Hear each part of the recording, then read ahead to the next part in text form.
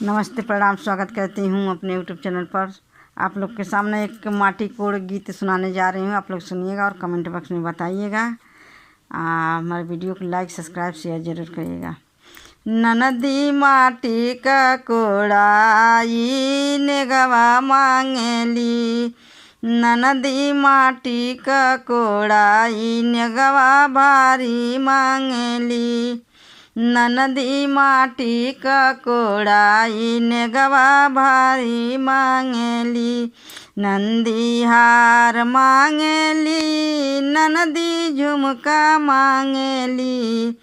ननदी हार मांगेली, ननदी झुमका मांगेली, चढ़ के जाए खातिर ननदी रेला गाड़ी मांगेली, चढ़ के जाए खातिर ननदी रेला गाड़ी मांगेली, ननदी माटी का कोड़ाई नेगवा भारी मांगेली, ननदी माटी का कोड़ाई नेगवा भारी मांगेली, ननदी करधन मांगेली, ननदी पायल मांगेली, ननदी करधन मांगेली, ननदी पायल मांगेली, चढ़ के जाए खातिर ननदी बैल गाड़ी मांगेली, चढ़ के जाए खातिर ननदी बैल गाड़ी मांगेली, ननदी को माटी का कोड़ाई नेगवा भारी मांगेली, ननदी माटी का कोड़ाई नेगवा भारी मांगेली, ननदी कंगना मांगेली, ननदी झुमका मांगेली, ननदी कंगना मांगेली,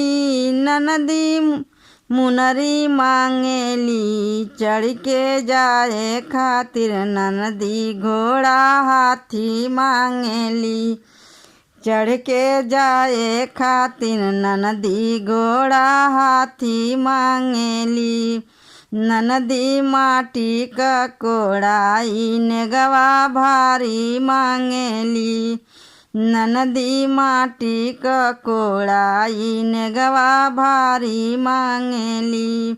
ननदी लहंगा मांगेली, ननदी चोली मांगेली, ननदी लहंगा मांगेली, ननदी चोली मांगेली, चढ़ के जाए खातिर ननदी मोटर गाड़ी मांगेली, चढ़ के जाए खातिर ननदी मोटर गाड़ी मांगेली, ननदी माटी का कोड़ाई नेगवा भारी मांगेली, ननदी माटी का कोड़ाई नेगवा भारी मांगेली। हमारा गीत कैसा लगा कमेंट में बताइएगा।